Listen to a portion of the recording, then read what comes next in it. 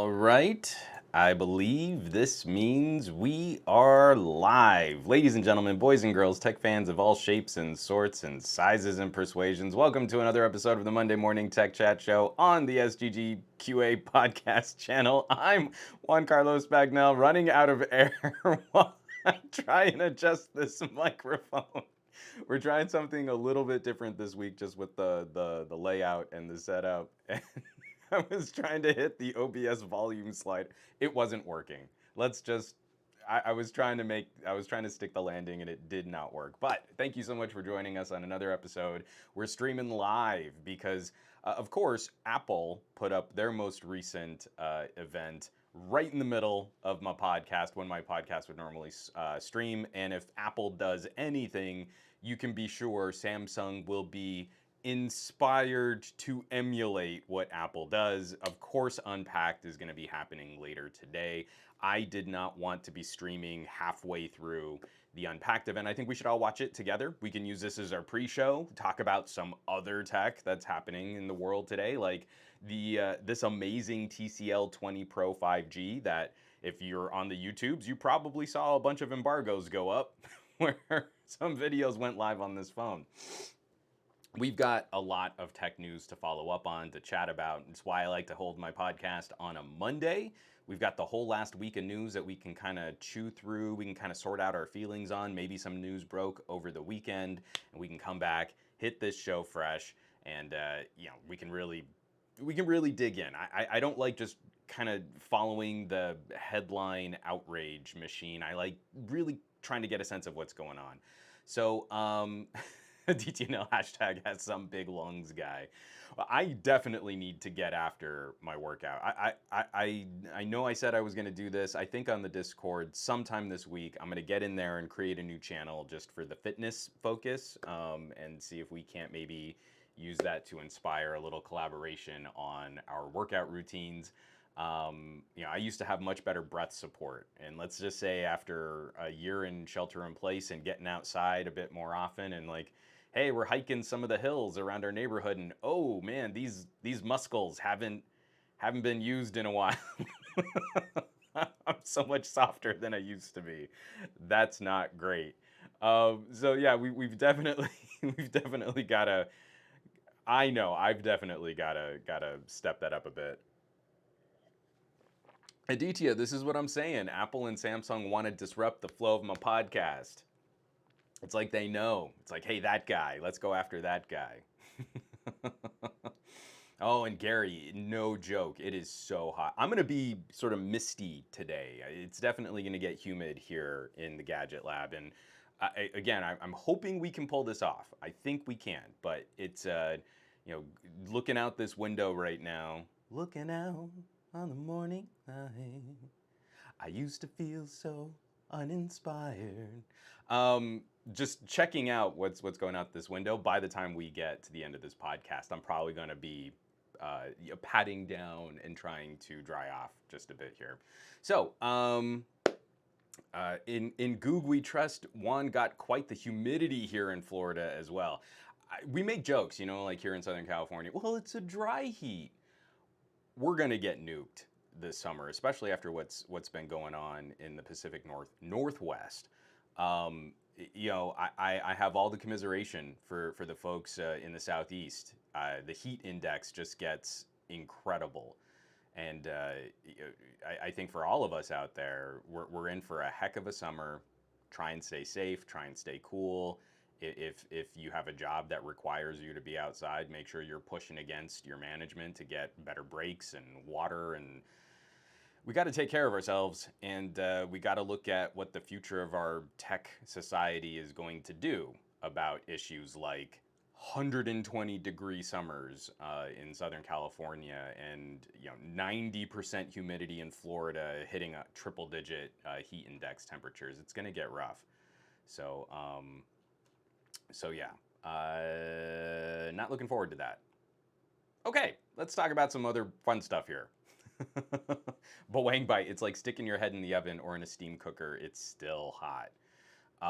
Yeah, again, that is a perfect analogy. It's like the Southwest is a convection oven just heat and fans blowing dry, hot air all over the place. And then the southeast is like a steam pressure cooker, where it's just as hot but wet. So cool.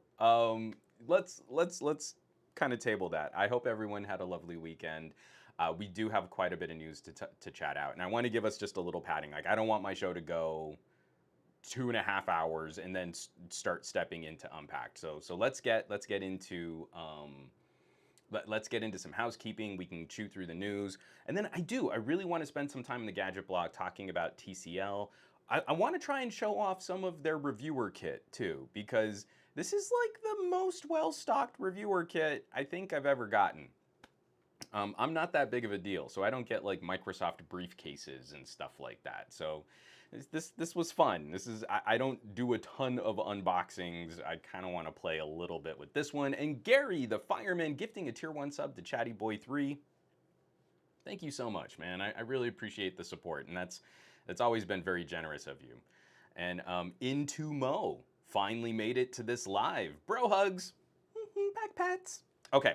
So, jumping in, quite a bit of housekeeping, but a lot of it was sort of spread out. From last week to this week, I have been running like crazy and juggling just a bunch of stuff. And everything is really great. Like, I've been excited to be participating in all of this, but sometimes it's just like, man, I'd love to enjoy a victory for more than a minute before I've got to jump on to the next thing. So it's a very good problem to have. I want to jump here. Let's kick over into screen share. Number one, I was so stoked to get this review out. Finally, this arrived just as we moved into the Gadget Lab, so it took me a little longer to test and shoot. But this is the UPerfect X Pro U-Dock review. Your phone is a computer. I am big time on desktop modes. Screen Plus, Ready for, Dex, Huawei desktop modes. There is so much ridiculous compute power in our pocket pocket computers, and it's still like pulling teeth to try and get people to understand, like, just because this has a smaller screen and you do things on it and then you put it back in your pocket, it doesn't mean that it's not capable of doing more. And I hear a lot of the same, well, why would I want to do something on my phone if I could just go to my desktop? And you're like, you see, if you give your phone the same advantages, like a bigger monitor and a keyboard and a mouse, then you can do more, even if it's just screen sharing. Like, this is my Xperia 1 Mark II, and when I reviewed the UPerfect X, even in screen share, while it letterboxes kind of strange on a 16:9 monitor, the split screen interactions here are still as good or better than what you can do on an iPad, just from the UI. I'm not saying in terms of all apps and all services, but like how you have two apps side by side on an iPad. What I loved on the Xperia 1 was docking a video, so it was just kind of playing in a one quarter dock, and then having like a Word document up on the 3/4 side, and it worked phenomenally well. So I put together a whole video just kind of checking out the UPerfect X. This is a different kind of solution than some of the other laptop docks I've covered. It's more of a Surface Pro, but on a larger screen size. So it's a 15-inch monitor, 15.6-inch monitor, and it's got a keyboard blade that you use as a screen cover protector, and then it can detach. But one of the things I love is it's just got a really great kickstand. So it's an even better kickstand than what's on a Surface Pro. It's really pricey. So the hardware, the design, everything's on point. If you want something nicer so that you get home, pop your phone in, desktop mode shows up, and you can get right into sort of your home computing, I think you can still make an argument for it. But it does arrive at a price where it's competing against some nicer laptops than the other desktop lap docks we've reviewed. Desktop mode laptop docks. Yeah, that's super awkward. And from a Core i3, I do pretty much all my word processing on my G8X or my V60 anymore when I'm writing. especially with because I use Microsoft Office, so especially with Office and Cloud Sync and where I'll write and then send it to a phone so that I can use it as like part of a teleprompter on one of my cameras. It's even faster than setting up a proper computer or using a proper laptop. It's all kind of synced together anyway, so there's not a huge advantage for my workflow. It's very easy to incorporate phones, and we're going to be doing some road tripping. We're going to be doing some traveling, and I can show off part of this here real quick. And I'm playing. Whoop, oh, just dropped Peter Cullen's voiceover demo. I'm playing with a new mount. I'm not sure if this is really gonna do it or not. But this is my V50, and this is a bracket that I can use to snap on a little mini teleprompter that's also run from another phone. So I'm experimenting. I'm experimenting with how I might be able to do even more, like my style of video production on the road without having to pack, thousands of dollars worth of camera equipment and, another like a $2,000 gaming laptop just to do all my editing on. The V50 would still be plenty capable of shooting 4K 60 video, throwing it into Power Director, cutting that timeline up, and then shooting it off to YouTube. So I'm trying to live this, and especially on the road, 5G is supposed to make my life super easy in that regard. We'll have to see if that experiment proves successful or not.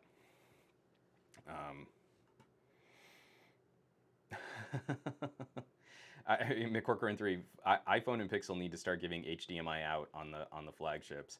I believe iPhones with a powered dongle do have HDMI output. Someone please correct me if I'm wrong there.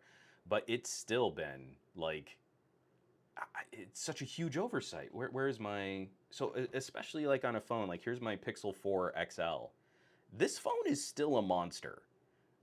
Whatever they're doing with the neural core, visual core, whatever the coprocessor is on this phone, even against Snapdragon 888s, if you care about image manipulation, file compression, editing video, editing photos, that thing is just still, it's still a monster phone. Oh, it's got an 855, and it didn't get the biggest Geekbench scores, so it's not worth it for the monies. Except that it still spanks the crap out of $1,000 phones today. Again, I'm relitigating the past. You guys have all heard me go down, deep dive down that well. Gary the Fireman, I knew you were gonna jump in. Pixel 4 XL FTW. I'm not okay. I'm a part of Team Pixel, but I mean benchmarks, actual real world performance comparisons do not lie. That phone is still a beast. All right, another pair of phones that are beast adjacent. I was really stoked to finally get this video out. OnePlus 9 versus Mi 11i, stepping up to the premium tier. As soon as I got my hands on the Mi 11i, I don't know, there was just something like, I've got to do a return to some of the old school phone comparisons that I used to do. I miss YouTube when your entire channel could just be two disembodied hands manhandling a gadget from a top-down angle with bad audio. Like, I kind of miss that style of let's just focus on the conversation around these gadgets, and I just don't have the patience. I don't have the time, but I also just don't have the patience to try and make everything look cinematic B-roll when we're looking at the same style of rectangular slabs. So I get the Mi 11i, and I don't know, there was just something about it where pitting it up against a OnePlus 9, this just felt fun. For all of the similarities, for how close they are in terms of spec sheet. The OnePlus 9 is a more expensive phone in most regions, but it's within a reasonable window that I feel someone could be shopping both, making a good faith shopping comparison for either of those phones. And it was just kind of a fun way to revisit that. Like, I used to do a bunch of comparisons, and then they started really underperforming on my channel. And again, it's like YouTube tells us what to do. YouTube guides us on what kind of content is going to be more successful. So I kind of backed off. I kind of stopped shooting comparison after comparison after comparison. But at least for these two, this was a fun way to kind of revisit a video style that I used to enjoy, and I think I need to just return to. I think I just need to bring back some of that so that I can. I don't know. It's you know, bullet point, bullet point, bullet point, and not having to just like overly belabor every single talking point was fast and it was refreshing. So, Boang Bite, the algorithm guides all. Yeah, McCorcoran, again, this is a killer question. What's a smarter purchase in 2021? One $1,000 flagship or two mid-rangers? I'm really torn on this because one of the stories we're going to be talking about is the 888 Plus. I'm tired of the doublethink where so many reviewers have to hype up the latest and greatest, but then at the same time, excuse me, they only describe such low-level use that you could easily achieve that kind of use on like a $400, $300, sometimes even a $200 phone. And like increasingly, I know my conversation is niche, but that's where I want us to grow and expand. You know, that's where I want us to get more out of this purchase than just I feel neat for having spent $1,000 and it's got the right label on the back. I don't want to shame people that enjoy that kind of luxury purchase. You know, again, to me, that's like, it's not for me, but if someone wants to spend $3,000 on a purse, okay, that made them happy. Go be happy. But I'm not making videos for that person. I'm making videos for the person who legitimately would be interested in trying to morph their use from laptop to smartphone, or are interested in content creation, bridging, you know, standalone cameras with really nice pocket computers. So that's, I know there aren't as many people there, which means YouTube is already gonna kind of poop all over these videos. So, the embargo went up today. I'll probably mention it on next week's show too, because it's technically sort of housekeeping into the next week. But I do have my first look video out on the TCL 20 Pro 5G. That went up a couple hours ago, so you can also check that out on the YouTube channel. I'm super stoked. This week's episode 26 of Best of Our Week, we spent a little time chatting Pixel Buds A. And then also some of the Windows 11 announcement was a little bit more recent, so we kind of broke down some of our feelings on that. We'll chat a little bit about that today because I think politically there's some interesting news about how Microsoft is going to be operating their App Store, which was a clear shots fired against Apple, and how Apple is in a very anti-consumer way operating their app store. I mean, it's fine to like Apple products, you just have to know you're supporting very anti-consumer business practices when you buy from that company. And if you're fine with that, do svidanya. All right, that's kind of where that came from. Again, I'm getting real mean in this podcast. I got to back it off. And then, okay, so in full disclosures, I have to say, whenever I talk about Pixel, oh, there's schmutz on my Pixel A case. Whenever I talk about Pixel Buds A series, I feel like I need to discuss the Team Pixel PR team reached out to me to host their Pixel Buds event. I had a blast. I actually got to sort of speak with their product manager, get a little bit more behind the scenes info, and we did a live stream just for the Team Pixel community. I was paid for that event. So I'm not gonna be reviewing the Pixel Buds A-series in a traditional sense. I am gonna make a video just sharing some of my thoughts, but it's the same thing. It's like right at the top, I don't feel comfortable calling this a review when I've recently been hired and paid by the manufacturer to kind of host events around this product. I was not paid to make a video or a review on it. That's going to be a separate thing that I just think is going to be fun to add to my channel. But it's also like, that kind of stuff gets a little sensitive, and I want to make sure we're all clear where I'm coming from with these earbuds. These earbuds are pretty cool. Likewise, so that happened last week. I hosted the Team Pixel Pixel Buds A-Series event, and then literally the next day had to switch gears and co-host this awesome live stream. Asus monitors and graphics cards, a whole new generation of just screaming fast gaming hardware coming out of Asus. Their new monitor lineup is looking formidable. Just some killer hardware. And I don't know if you've ever caught one of these NUKED Asus events. They're some of my favorite to host because I don't have to be the big brain. I get to be the Commander Riker, right? So JJ from Asus, he also runs their PC DIY community, which I'd recommend checking out too. Some great conversations on PC building and gaming PCs. But he gets to come in as like the Commander Data. So he breaks down all the technical bits, and then it's my job to come up with the clumsy metaphor, right? So like, we're gonna reverse the polarity of the neutron flow coming through the buzzard RAN scoop, and that's gonna create a shockwave and a pressure buildup as we enter warp drive. Hey, it's like we're gonna make a big slingshot. That's my job. I love it. It's so much easier. But again, it's like in every single terrible hack sci-fi, piece of dialogue where you've got to dumb it down for the audience. You always have like Commander Riker go, "But wait a minute, isn't that just like casting a wider net for more fish?" "You're right, Commander Riker. That's what we're gonna do. All right, Geordi, make it so." Oh, Fat Produce, that's brutal.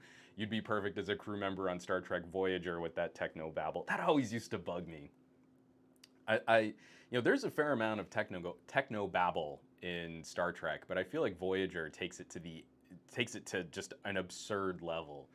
So many episodes of Voyager were like, here's the problem, we're gonna spend 30 minutes trying to fix it. In the last act, we just magically come up with a random string of techno words that someone furiously types away on one of the LCAR's panels, and then problem solved, see you next week, we still can't get home, Voyager.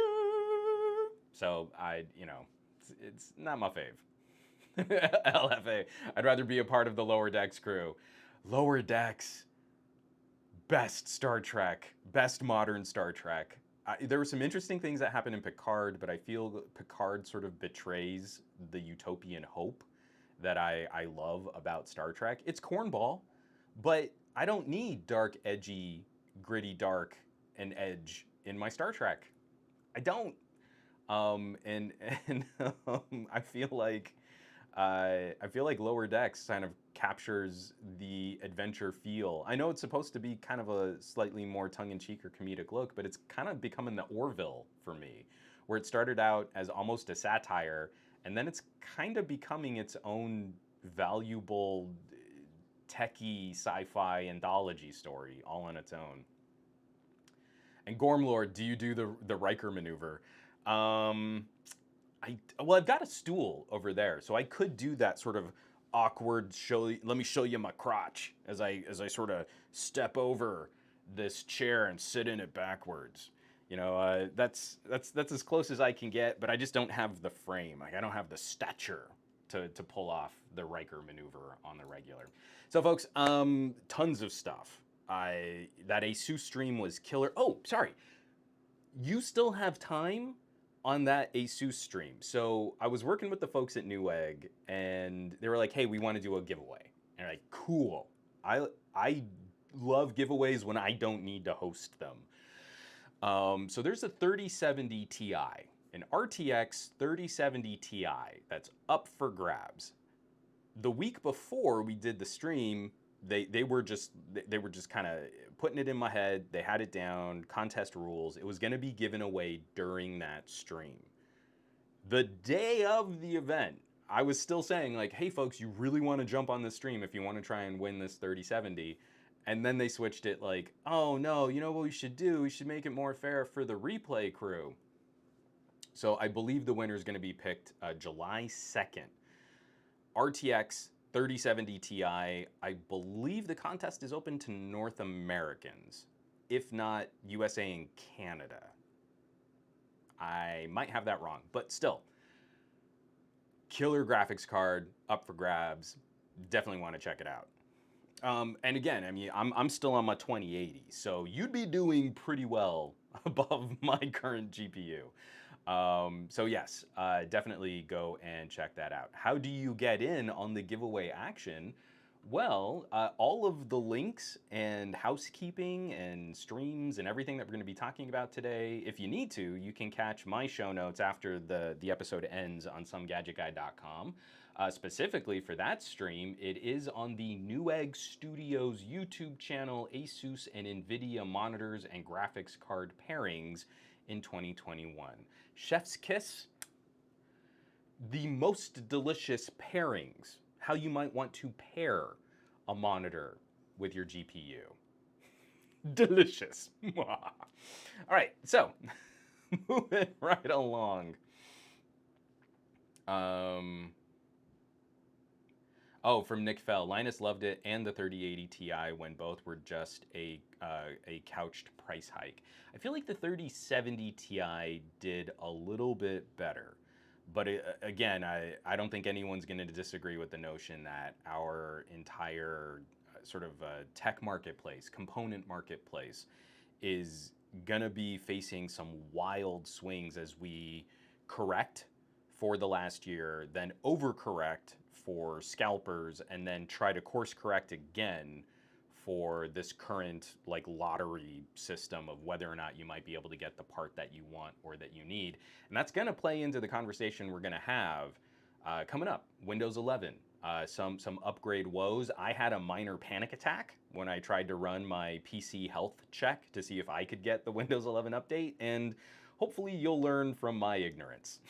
If nothing else, maybe we should just turn the YouTube channel into all the things Juan gets wrong. So yes, all of the stories, all of the links, all of the housekeeping, SomeGadgetGuy.com. Let's chew up some news because I'm already running a little long here for housekeeping. As you know, I'm gonna anyway. But this is just a quick follow-up some for political news that we talked about last week. And I'm really stoked to see this, but it's far from being a done deal. The House committee approves huge antitrust bill, but it was close. So this bill has now left committee. It will now be available to be voted on in our House, but this is the bill that's going to start picking apart some of the big tech antitrust issues that are facing companies like Apple, Google, Amazon, Facebook. It's incredible stuff. Again, we've got to keep a close eye on this because there are some things in this bill I like, and there are some things in this bill that are going to be very concerning. But on a committee vote of 24-20, we got just enough little bipartisan support from across the aisle, and this is looking like it's got some legs. Again, there's enough of a there's enough of a carryover here where liberals and conservatives both feel wronged in some way by big tech. From the conservative side, it's often like, well, you're trying to silence conservative voices where they don't understand, or they're trying to purposely misrepresent, your free speech protections. We need our free speech, so we're gonna compel you to publish things you don't want to. And on the other side, we do need some sort of evolution. We need some refinement of the Communications Decency Act.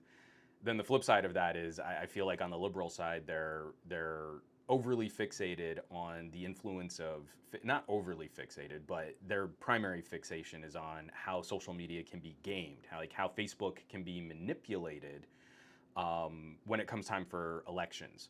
So watching those two forces clash and then also sort of align is fascinating from a political standpoint, where I feel a number of our elected officials are using this to grandstand. You know, like they're going to try and make a name for themselves going after these big tech companies. But it's ridiculous and interesting that, you know, the enemy of my enemy is my friend. Very, very strange. From Fat Prudus, when those conservative voices advocate for overthrowing the Constitution, they lose that right to speech, in my opinion. And I don't know. This is where I would maybe defer to someone like Legal, some of his videos on what constitutes free speech. My feeling is there is a free speech argument to allow for the public discourse of some type of political action in that regard. But I also feel you can't compel anyone to publish your message. Let's say you really felt strongly about the current course of our government and you felt like some type of drastic action was required. I don't know that you should be thrown in prison for sharing that sentiment through speech. I don't think you should be allowed to force Twitter to post your speech. So I feel like free speech protections need to continue cutting both ways. Stuff that I find reprehensible and objectionable not being actionable by our government, but at the same time, you can't force Amazon to publish your racist or misogynistic ebook, right? That I think needs to be the status quo. We need to find better ways of combating disinformation and obvious media manipulation and propaganda. I don't know where that line is, but if a private organization wants to deplatform someone for sharing stuff that they find objectionable, I don't see an issue with that. We don't have a public communications infrastructure. It's all built on private industry, and our laws currently point to private companies like Google and Facebook and Twitter. So, maybe we need to beef up C-SPAN. I think PBS could use some more cash, but I'm not sure how that should all play into some of this dicier political speech. So, here, let me take a drink here. But still, baby steps. It made it out of committee. It's going to be voted on in the House. Then it has to go to the Senate. Very unlikely that it's going to pass the Senate, but we can at least keep an eye on who voted against it, because I feel this is at least a decent step in the right direction, where we can't count on the EU to do all of our regulating for us. All right, Jeff, well navigated. Kudos. You tell I was really sensitively tap dancing between those. But yeah, no, I feel like, the statement "free speech cuts both ways" is probably the best way to sum that up. I'm not going to break down this whole next story. It's linked in the show notes. Please give this a read. This is a very insightful breakdown of how Apple responded to someone who found a security issue. And Apple pays out these bounties. So if you go to Apple, instead of going to the black market, Apple will incentivize people finding security holes, bugs that can compromise data. And some of these bounties can be pretty high, $250,000, $500,000. Again, it's come to us first, we'll reward that, and then, we don't have to worry about users' devices being interfered with. So, part of the problem is this also runs up against Apple's marketing. So publicly, they make a huge deal out of how iPhones and iPads most secure. They care about your privacy and your data. But we've seen increasingly, especially after the Epic lawsuits, that not only is Apple not really any better than any other platform or any other operating system or any other service, malware still makes it through. Apps can still be compromised, devices can still be compromised, and there are a number of law enforcement tools that can crack open these phones and these devices. sometimes to an easier degree than some of their Android counterparts. And when there's a big problem, Apple doesn't always do the best job alerting their users. We recently saw that again, through malware on the App Store, 120 million iPhone users were potentially compromised, and Apple didn't make any noise about it. Again, they went through and they tried to fix as best they could and make sure that those people their devices were protected with updates. But the disclosure of that runs counter to their marketing. At the same time, they were making these commercials about security. We care about your privacy. There was a potential breach to the tune of 120 million iPhone users. Preamble, short story long. I've already failed to condense this story, but I'd love for you all to read this accounting. So I'm just going to highlight this here, how I found a vulnerability to hack iCloud accounts and how Apple reacted to it. This is a breakdown on something that this individual, sorry, Laxman, I cannot pronounce that last name, but I believe it's Muthia,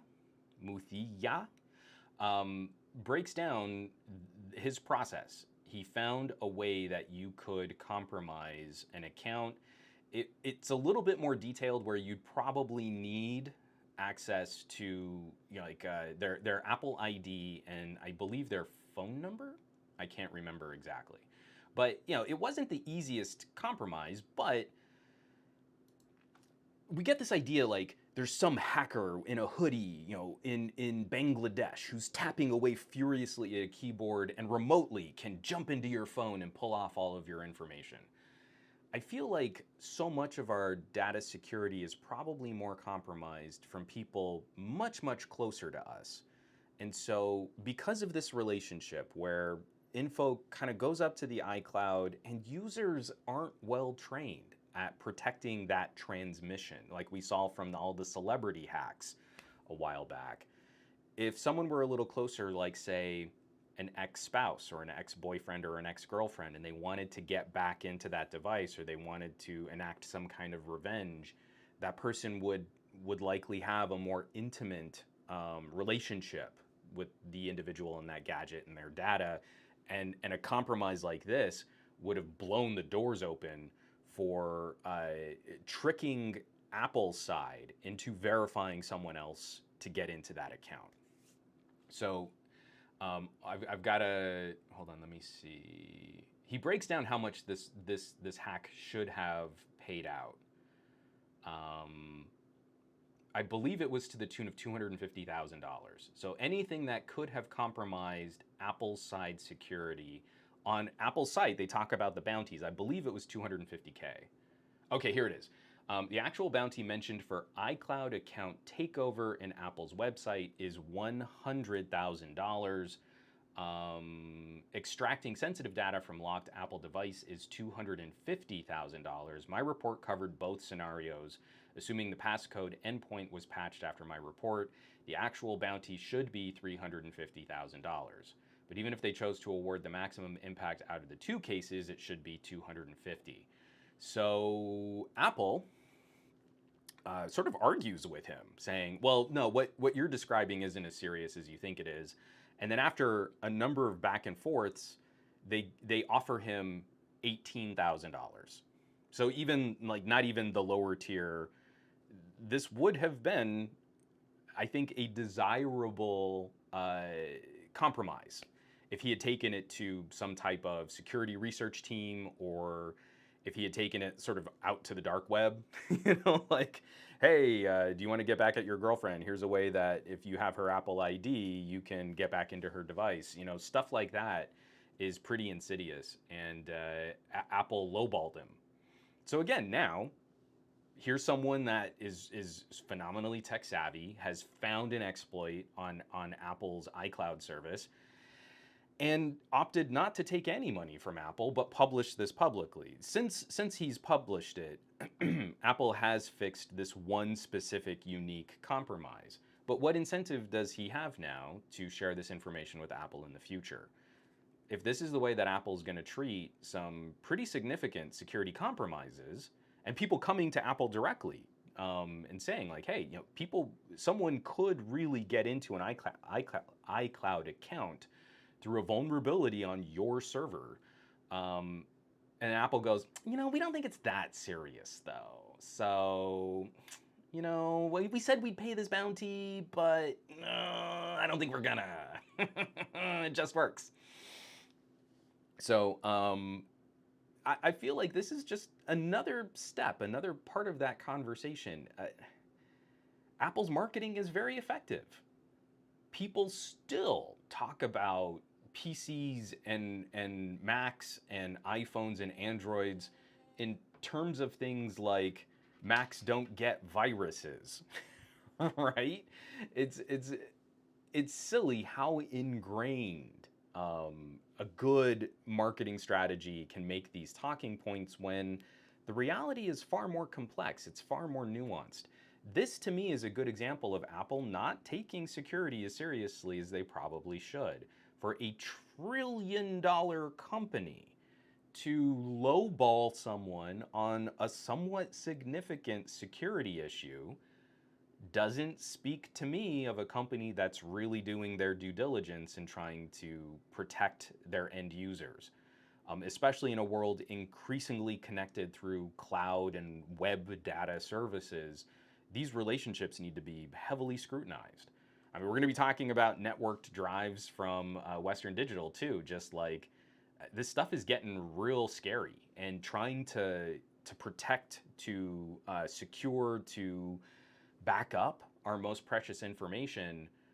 We can't leave that to marketing speak. We can't leave that to just good PR. We actually need to know and have a good accounting and a good auditing of who's living up to their responsibilities.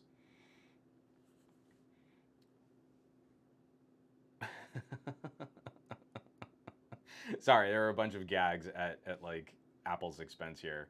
Um, from Nam, I know Apple is protecting users, but why not user can say no to this protection? Well, and I think Apple definitely deserves some scrutiny on all the things that they opt you into when they don't allow other services now to opt you in. Things like the AirTag issue is still problematic in my opinion. Nick Fell, Apple is very we know best about everything, like not even close. Yeah, and they're drinking their own Kool-Aid. This is especially because he prints some of the replies and the emails back and forth, and it's shocking to me. I kind of believe Apple is correct that this compromise likely wouldn't have been as widespread from just like a brute force attack, someone just randomly trying to compromise accounts or without sort of a clear focus on the target. It's not like just like an open-ended compromise that anyone could have gotten into any account.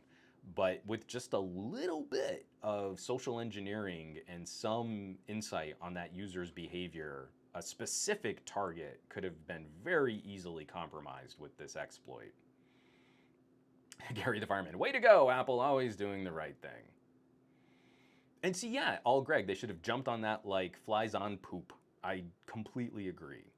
And JMX Warrior, your device is only as safe as you make it. Android can be just as secure. And I think it's telling, security bounty, the people who pay out for these security issues have started offering less money for iPhone compromises and iPhone hacks. In fact, there are so many issues that your security through obscurity might even be better on Android. It's just because, like, hey, if you have an LG phone, no one's really targeting LG phones. It might be easier to protect your LG phone because they're just limited. All 10 of us were so much safer on our V60s. I do want to share some hopefully positive news from Apple coming out soon. I was very disappointed after WWDC where I completely blew it on my iPad prediction. For me, the M1 iPad Pro is an amazingly compelling piece of hardware. I feel like it's unfortunate, but I feel it's like Apple is the only company that can convince developers to take mobile seriously.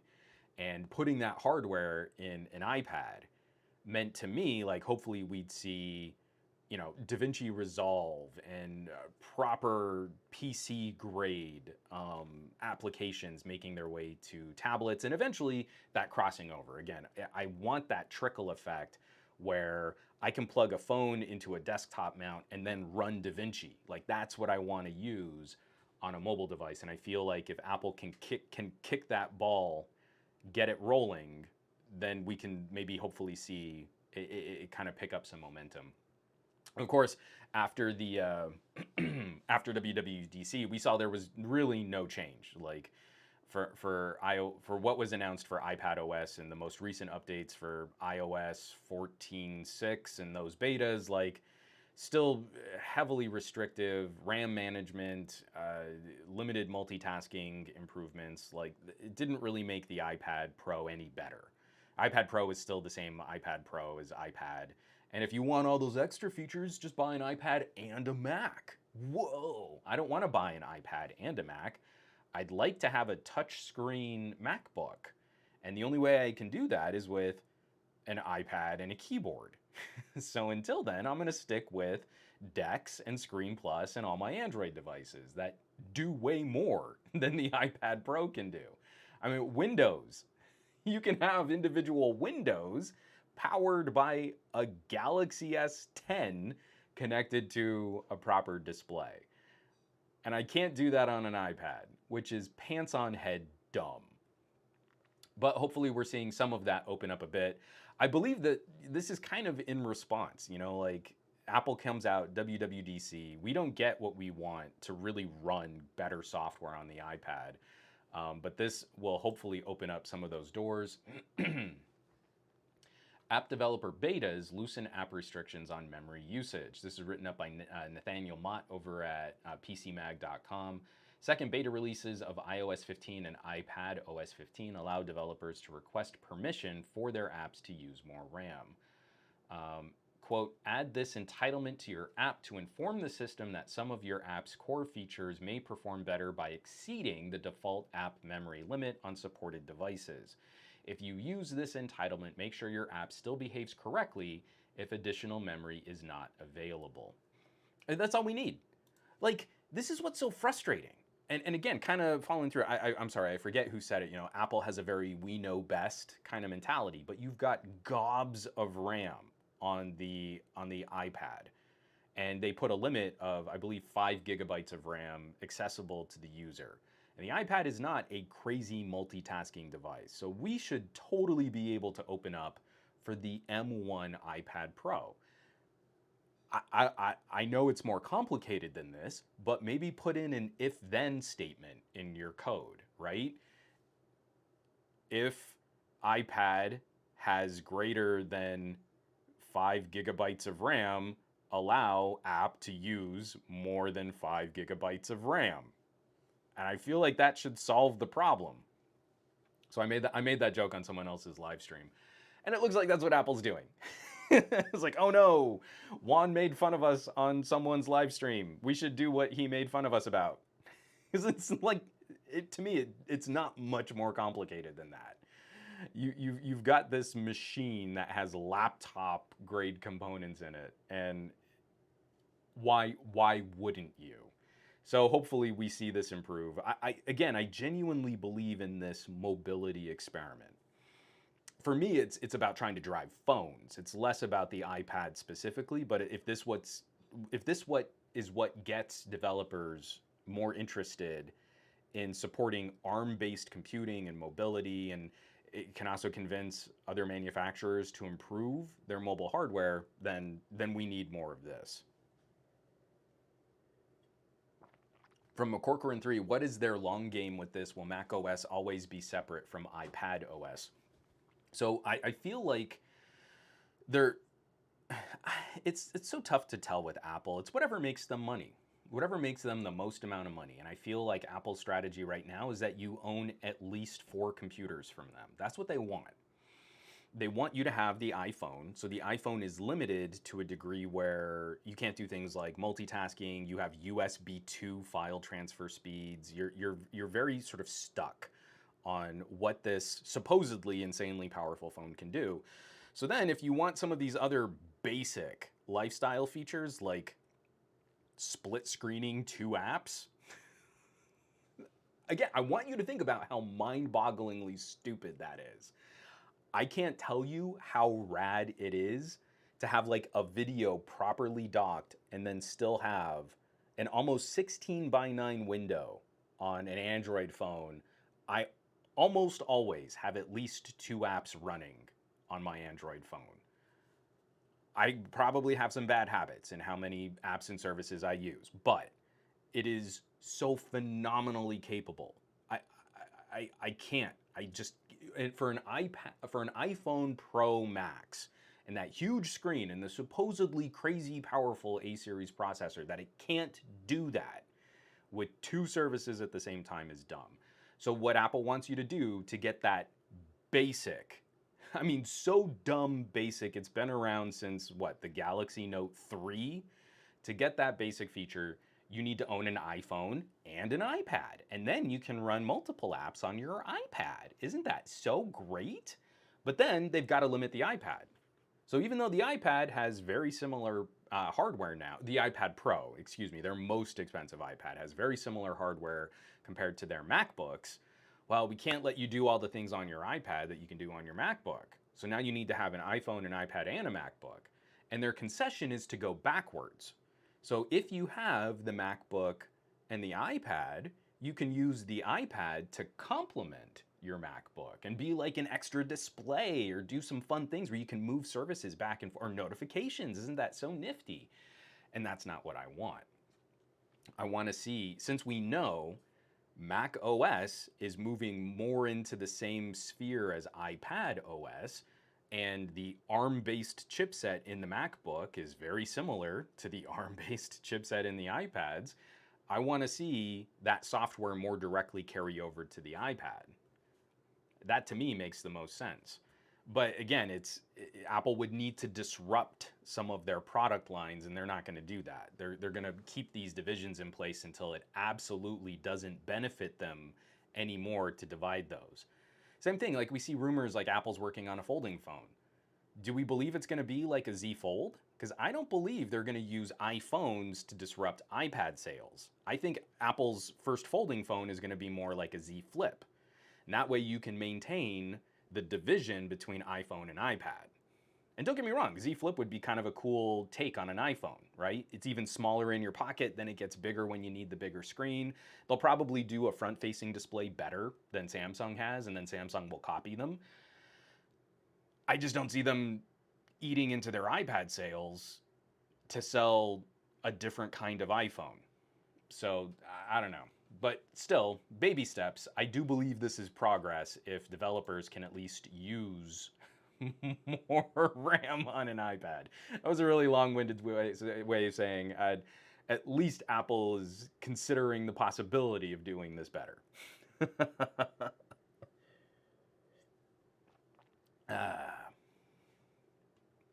Yeah, see, Nom, you get it. I can have 2 apps open on a Pixel 4a plus Twitch live stream screen, 3 apps at the same time.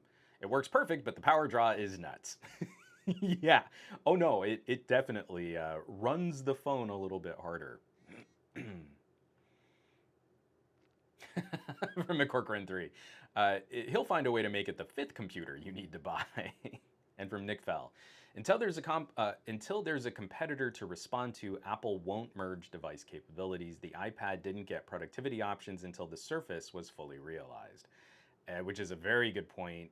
You know, it's funny, like Apple has this huge lead. Everyone's so impressed with the M1, but you know, they're not really doing much disruptive.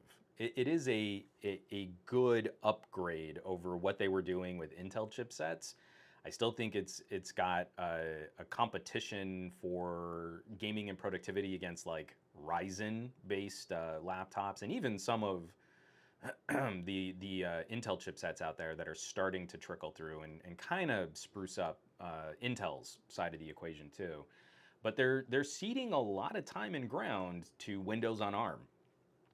And by the time that kind of starts trickling out, of course, when Windows on ARM really sort of makes a second push, everyone's going to come, oh, you can't run your Windows 95 apps. You need legacy support. You didn't need legacy support on Mac OS, but apparently you all need to run 20-year-old software on Windows, and that's a deal breaker. Good job. Just wrapping up. Oh, no, not wrapping up. So one more news story, and then I want to talk about Qualcomm here. Just a little PSA. I'm a huge advocate for making your own cloud. Networked hard drive, maybe you build your own NAS, maybe you buy a little QNAP. Tons of security issues out there. Apparently there was a QNAP bug floating around where a certain piece of malware could encrypt your network drives, and you would have to like pay Bitcoin to some hacker to get your drive unencrypted. Thankfully that didn't hit me. This one's even a little bit scarier though. So I love Western Digital drives. I've had a long time dislike of Western Digital enclosures for those drives. I've gone through 2 NAS, Western Digital 4-bay NAS boxes that both crapped out on me. Not good. And my uncle had a 2-bay Western Digital that overheated like crazy. Like he couldn't do, you know, sort of small file transfers. He was trying to back up photos of scans of photos that he had taken from when he was a kid, and trying to batch copy like 500 meg of data. The drives would overheat. So let me go into here. This is coming by way of The Verge. Mitchell Clark, unplug your Western Digital MyBook Live, or you might find your drive's data wiped. So the funny thing is their marketing slide, The Verge is sharing one of their marketing photos, and it says, "Put your life on it." Apparently, there is something happening. We're not entirely sure if it's some kind of direct attack or part of the MyCloud service that's been compromised, or I'm sorry, the MyBook service that's been compromised, or if it's just a bad firmware update. But these drives, Western Digital network drives, are somehow being instructed to format and wipe all of the data on the drive. And the way that these drives encrypt the data locally, this is one of the issues that I ran into, why I had to buy a second Western Digital. The way that these things encrypt and lock to the specific enclosures in the drives, there's no guarantee that you can get the data off if the enclosure fails. So when you go through this content is sort of proprietarily encrypted to Western Digital spec, and then Western Digital says, hey, we're going to nuke this data, and it wipes the drive clean, there's probably no recovery. I don't believe, again, kind of checking out the Ars Technica story that's also talking about this. Let me pull up that link too. It goes through a shutdown, a factory restore, unmounts, then it goes through this crazy data wipe process. So if you have one of these drives, just disconnect it and keep up with the Western Digital support community, because this is absolutely terrifying. I have, like, for example, I have Lex's entire life of 4K video, all of, from the moment she was born till her most recent swim lesson backed up on my NAS. And to think that like an errant update would just nuke all of that with no recoverability is horrific. Okay, what do we got? Oh, right, we've got one last thing here before we go into the subreddit plug. Fat Produce is saying, just make your own NAS in an IBM PC case from the 1980s. Let me get this here. Who I don't know how to lead into this one because I'm going to try not to be snarky. I've done some work with Qualcomm. I like the Qualcomm PR team. It's just, I'm so, we just got done talking about Apple. The M1 chip is such a great example of ARM-based design, sort of lower power, higher processing, great horsepower, and in the right chassis, it's a phenomenal performer. And I don't feel this year in 2021 that the Android equivalents kind of lived up to the marketing hype. There was something really interesting about the initial launch of the Snapdragon 888. A single big performance core, this monster step up for GPU performance, and real world, we can point to some applications that take this hardware and just run with it. Like for example, like audio processing times on the Snapdragon 888, if you're using like a multi-track audio app, nice shot in the arm. But then some of my video rendering performance is actually slower than some of the phones that we had in 2020. So Qualcomm does this, and I wish they would kind of refine their naming strategy, but it's getting a little complicated. Like, there's the Snapdragon 888, and then there's the Snapdragon 870, which is really a better binned Snapdragon 865 Plus. But then there's also like an 860 floating around, which is not based on the 865. It's, I believe, sort of a better binned 855 or something, again, where it occupies a different sort of in-between place for chipset performance. Well, they're coming out with an 888 Plus. I'm done gilding this lily. I don't know how to jump into this any more gracefully. Qualcomm upgrades its premium tier with Snapdragon 888 Plus 5G mobile platform. And here's what is actually kind of interesting. The main focus of this is the AI performance. So they're saying that there's going to be a 20% improvement to their AI engine performance. What is it? 32 TOPS.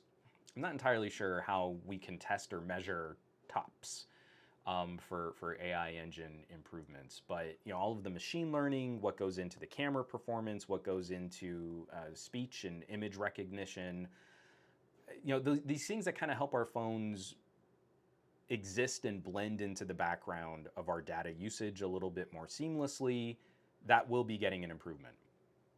They're not touching anything on the GPU that I can tell. They're not making any claims.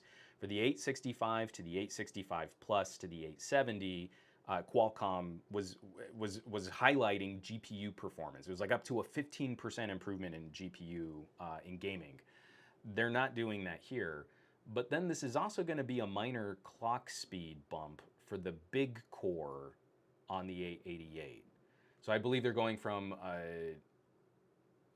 let's see. Let me go back into the press release here. Let's see if we can check this out.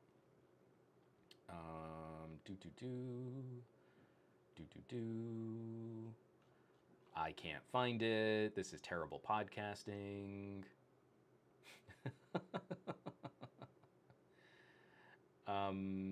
Oh yeah, okay, so the Cryo 680 CPU prime core clock speeds at up to 3 gigahertz and the 6th generation Qualcomm AI engine with up to 32 TOPS. So I believe the current clock speed of the big core is 2.8 gigahertz. And now we're taking it to just under 3 gig. Again, from some of the other press releases and reading up on XDA, and I'm really hoping to see a follow-up on Antec. I think we're at like 2.95 or something like that. So okay, maybe like a 10% bump to the CPU performance, but what we've seen is that big CPU core is also one of the offenders for these phones running so hot. When you get a Samsung out of the box, they throttle the CPU so hard that it can struggle to outperform 2-year-old phones. it starts to perform worse than a Snapdragon 855 in some applications. The MIUI 12 update. So I'm using the Mi 11i. It got MIUI 12.5, and all of the CPU scores in my synthetic benchmark testing dropped by at least 10%. I mean, we saw throttling on the CPU side. The GPU side stayed about the same. I don't know, again, it's funny, like Xiaomi just lets that GPU run unchecked. This phone runs hot. But the CPU scores all took a hit. And again, roughly like 10% drop in scores. Our CPU compute power really wasn't an issue. For me, this is an efficiency issue. If we want the 888 Plus to really represent a better solution, I feel it's not just outright horsepower, it's managing thermals better. It's working with your manufacturing partners so that they're properly cooling these chips. OnePlus 9s, it's not hard to get that camera to overheat when you're running the screen, quad HD at 120 hertz, 4K 60 frame per second video, and cranking the display to its maximum brightness, and you're probably still connected to a 5G tower. That phone is cooking to keep all of that stuff running. And especially with the extended dynamic range color processing, yeah, that's a lot to run through a phone. It makes sense to me where after a couple minutes of video, you start to get those thermal warnings. So this is where I'm anxious. I feel like Qualcomm is doing their job in making more powerful products, but the 888 to me feels like the first generation of a laptop style chip. I don't know that the big CPU core has really improved smartphone performance enough to balance out all of the potential thermal and throttling issues. But what I'd love to see is active cooling on an 888 in a chassis built more like an ultra slim PC, like an ultra slim laptop. And there, I think we could extract a lot more performance. If we could really run this closer to its limit over a more reliable period of time, that could be really compelling. Here, let's kind of go through some of these here. I'm sorry, I'm trying to keep up with the comments, but from a Corcoran 3, I prefer the 865 or the 870 to the 888. I'd rather have the better battery life and less heat. The 870 did well, but I think my issue is the 870 doesn't give you much headroom. This is silly, like you start out with a better bin chip, so they automatically launch it at a higher clock speed, and that doesn't necessarily seem to outperform the 865 over sustained use. It's a similar issue to what we see on the 888, because on the 870, we do have one core that's clocked higher. It's not the same as the 888 where it's one specifically different core, but it is one performance core on the 865 and the 870. So it's already pegged at a higher red line.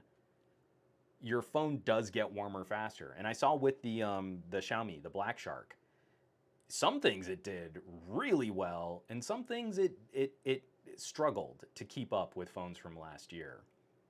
So again, I feel like we're in this performance race, but I'm not sure where we're supposed to apply this performance, and there's no consistent way to say, oh, well, if you have if you go from an 865 to an 888 and you run the synthetic benchmark, the scores get bigger, so that means your audio recording software is going to run better. It's not easy to predict where those performance improvements will benefit the end user. From ER 1980, will be interesting to see what the new Qualcomm SoCs that come later this year will look and perform like. Will be designed on the new ARM v9 design, and most likely will have heavy involvement from engineers from the recently acquired Nuvia company from Gerard Williams. And I feel like there is a bit of a showdown happening where sort of the ARM reference designs, I feel like Samsung and Qualcomm are gonna start looking at customizing their cores again. There's just something that's kind of floating out there where the ARM reference designs aren't keeping up with some of the Apple competition. I don't know. There's just something in the air right now where I kind of feel like we're going to see Samsung talk about AMD collaboration for the GPU. This big core strategy might not be realized for phones or tablets just yet. I don't know. We'll have to see how this goes down. Let's see. And McCord Core 3, and this is also bad timing because 5G is already putting a lot of strain on the battery and on the price of the phone. Well, and one of the things that was supposed to be an improvement on the 888 was putting the modem back on the SoC. So the 865 had that separate network hardware. You had to buy the components separately. The 888 was going to bring that back. I don't know. It's just weird. It's really messy. So, and Simon says no, and the refresh rates too. So at the same time, like to make your app drawer look a little smoother, we've got to significantly increase the power draw. That's what I'm saying. You know, like I know people are being very critical about the OnePlus 9 and these thermal issues that pop up, but every single phone has had some kind of problem. You know, again, if it's a performance limiter on Samsung, you know, I don't believe Samsung has really cleaned out all the gremlins for One UI. His camera performance is still twitchy and stuttery, and the focusing is real weak compared to something like a Sony. Sony, they're really aggressive about battery optimization and battery long-term health. For OnePlus, it was a GPU limiter, so that if you're playing games, it might peg most of your games at 60 frames per second. Xiaomi just runs hot. The performance swings like a Samsung, but even worse than a Samsung. So these games will spike to like 90 frames per second and then just drop to like 10. And again, it's not one manufacturer. When you pick up a OnePlus 9 and you really use it for everything that they say it can do out of the box, super fast refresh, quad HD display, 48 megapixel super large main camera sensor, mega large ultra wide sensor, cranking out super high bit rate, 4K video at 60 frames per second with extended dynamic range, color processing, and software stabilization on a phone screen that's cranking super bright on a chipset that runs super hot. I mean, like, there's no way around it. There isn't any way that you fix that issue. No one has the right solution for this.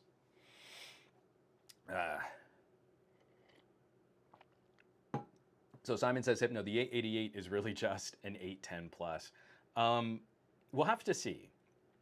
I feel like it's around this time that we started getting some early reports on phones with the 810 that were suffering such poor performance that we were really getting into component failures. I don't know that the 888 is going to run so poorly that hardware fails. But the only way to know that is to keep up with it. You know, like into next year, will we see manufacturers like with boot looping issues? If that's the case, then we know that the 888 is basically an 810 in sheep's clothing. Right now, it's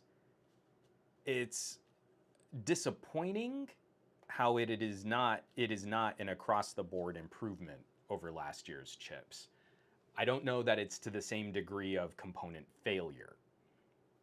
So why don't we take a quick break right here. We can plug the subreddit. I did real good on the subreddit, so we don't have to spend a lot of time on this, but this is a community that I'm excited to see grow every week. We are now officially being rounded up to 1.9 thousand members. So from last week to this week, I believe we were at 1848, and now we're at 1861. So that was a pretty good jump week over week. Reddit.com/r/glowing rectangles, and people really wanted to chat desktop modes. My UPerfect X Pro UDock review took the #1 spot on the subreddit. My OnePlus 9 versus Mi 11 took the #2. And then my brother from another mother, Easy Computer Solutions, ranking in #3 spot, LGG8 in 2021, a fire sale review. Top 3 on the subreddit this week, but a just another phenomenal roundup. This is another solid week of finding new content creators, finding good content, and broadening out our conversation from the YouTube algorithm. We've got how to update YouTube Vanced on any Android phone without root. We've got Grandma Hates Tech, Samsung Galaxy Z Fold 3 unboxing a smartphone alternative phone.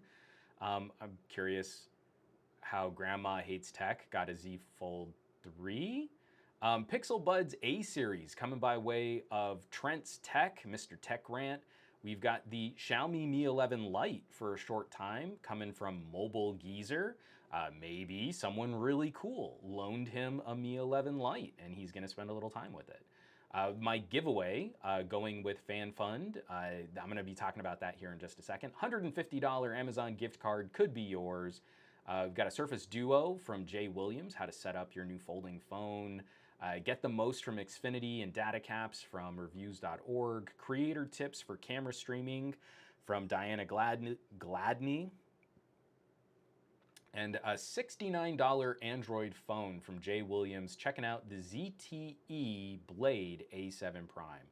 We've got more from Tech Odyssey, from Easy Computer Solutions, from I Am Paul O'Belly, 16,000 subscribers, Gadget Goddess for Talkin' Tech Tuesday, and more. We got a lot more. So this is a super broad collection of different videos, reviews, editorials, tech topics. And again, if you scroll through your YouTube and you feel like you're just overwhelmingly being suggested, like the same tentpole YouTube creators, like you subscribe to a smaller channel and then YouTube immediately tries to convince you to subscribe to someone with millions of subscribers.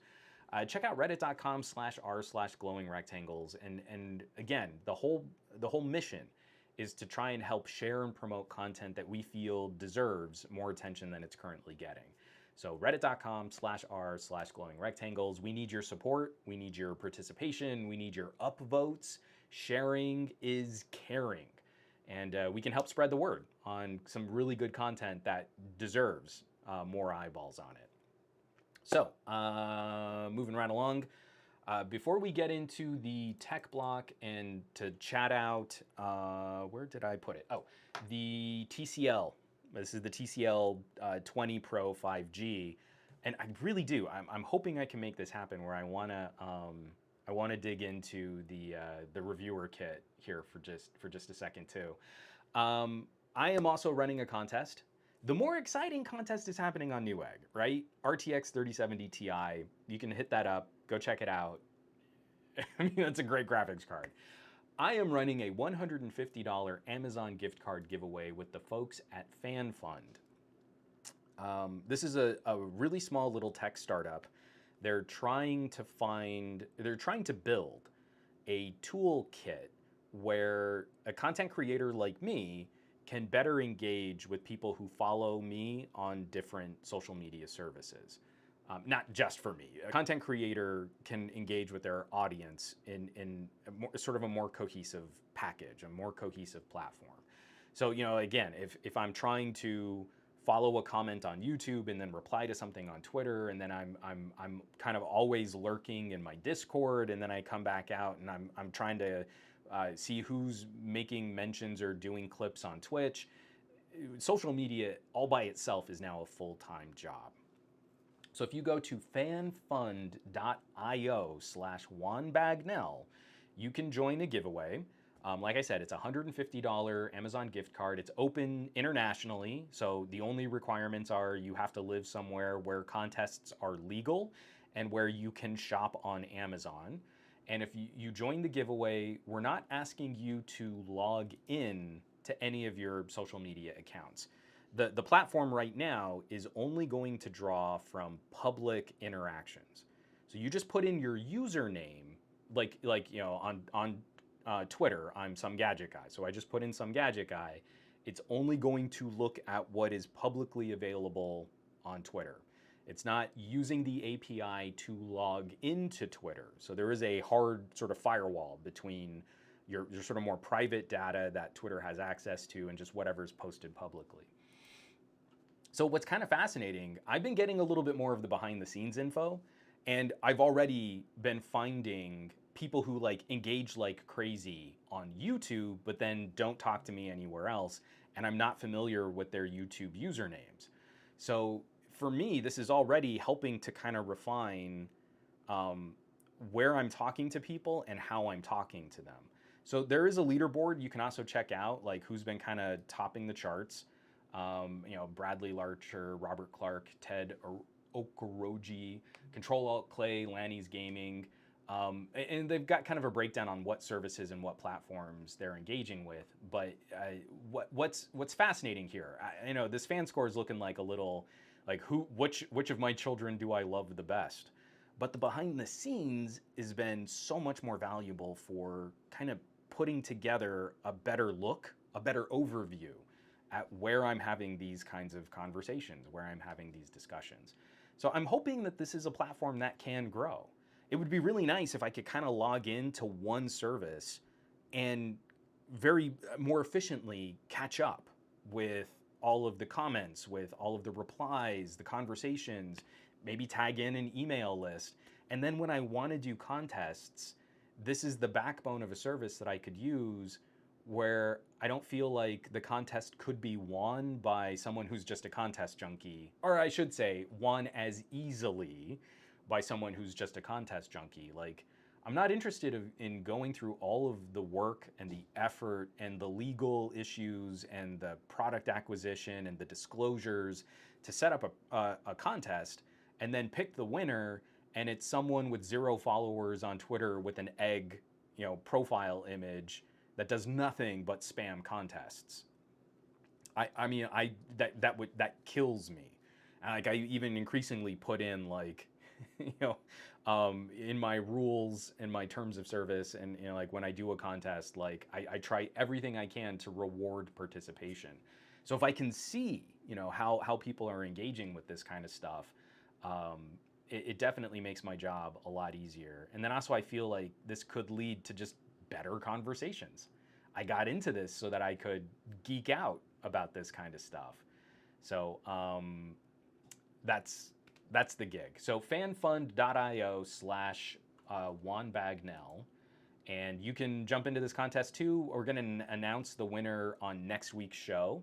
We're going to pick a winner, and we'll see who gets sent this $150 Amazon gift card. And I want to thank the folks at FanFund for setting this up. It's been really fun getting to kind of see this platform being built from the ground floor and being able to participate.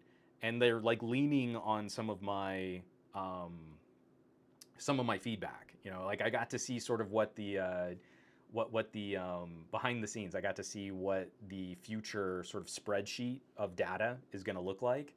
And I was saying like, well, if we could organize these tabs and we could kind of put this info in here and I could click on that and see these comments, that would be super cool. And then they did it, and it was super cool. So I'm getting excited. Again, I know it's always dangerous. A service like this, a startup like this could fold. Maybe this doesn't happen, but this is absolutely a tool I could use. So I'm hoping that this is a go. All right, Simon Says Hypno says he likes the look of the TCL. Did TCL send you those VR glasses? No, they didn't.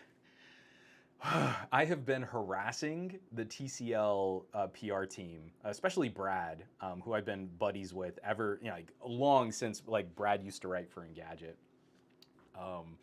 I've just been like behind the scenes like, yo, and hey, what about those, what about that headset? I really want to see what that cinema display looks like. And I'm just saying, you should send it my way.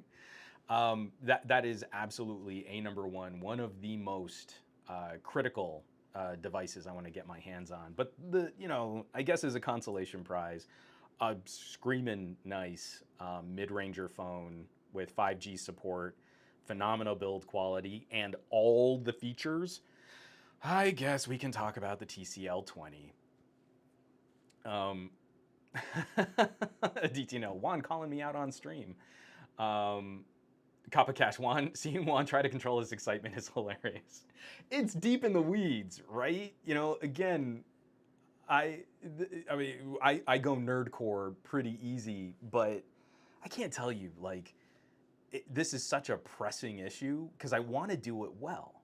I don't want to leave comments sitting on Instagram. I don't want to leave people hanging if they somehow follow me on Facebook, which I never use. And if I could have portals to that, I don't know. So anyway, TCL sent this over.